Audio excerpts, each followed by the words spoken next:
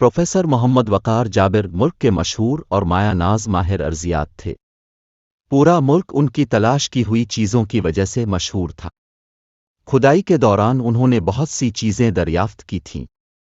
उन्होंने अपने कारकुनों के साथ मुल्क के दूर दराज इलाके जारजा में खुदाई का काम शुरू किया था।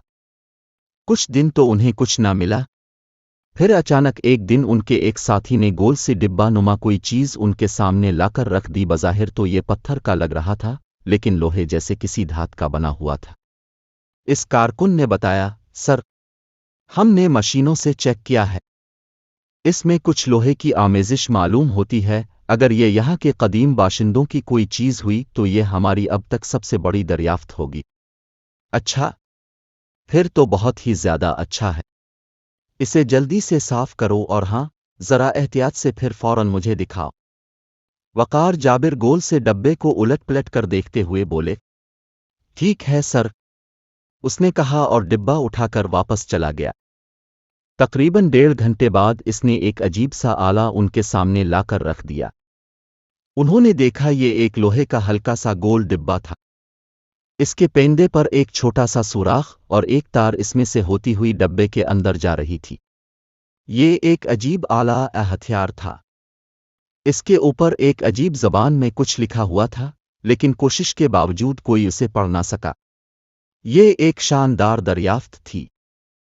अखबार में सबसे पहले इस अजीब व गरीब दरियाफ्त की खबर शाये हुई। फिर तो हर अखबार में ये नुमायां तौर पर छीने लगी। हुकूमत ने इस आले को अपनी हिफाजत में ले लिया और उस काम पर वकार जाबिर को एक बड़े इनाम वाकिराम से नवाजा। लेकिन अब तक इस आले पर मौजूद तहरीर ज़ुबानों का इल्म जानने वाले मुल्क भर के माहिरीन भी ना पढ़ सके।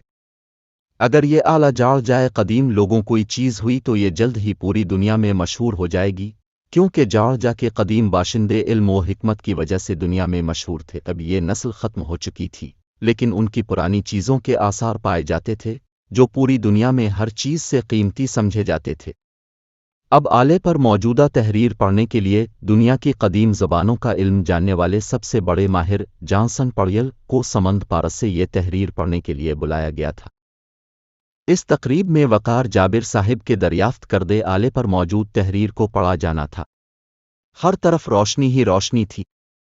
इतनी बड़ी तकरीब शायद ही पहले कभी पूरे मुल्क से लोग इस तकरीब में शिरकत के लिए उमड़ आए थे। ये तकरीब हुकूमत की तरफ से थी। एक तरफ बहुत बड़ा स्टेज था। सबसे पहले मुल्क के एक बड़े सूबे के गवर्नर ने आकर प्रोफेसर वकार जाबिर की तारीफ में ज़मीन व आसमान एक कर दिए। फिर कई और दानिशवरों की इल्म दानिश से भरी तकरीरों के बाद जॉनसन पॉयल को स्टेज पर आने की दावत दी गई। वो स्टेज पर आए। पहले तो उन्होंने अपने काम के बारे में कुछ बातें की, फिर एक तरफ रखे हुए आले को उठाकर उलट पलट कर देखा। कुछ देर गौर करने के बाद इस पर मौजूद तहरीर को पढ़ना शुरू किया। जॉनसन पॉयल ने तहरीर पढ़ते हुए बताया, इसे पर लिखा है कि इस खाली डब्बे को कचरे की बाल्टी में फेंकें, खुद को और अपने मुल्क को साफ सुथरा रखें। इसका मतलब यह है कि अब से हज़ारों साल पहले भी यहाँ मुहज़्ज़ब कौमें आबाद थीं, जिन्हें अपने वतन से प्यार था।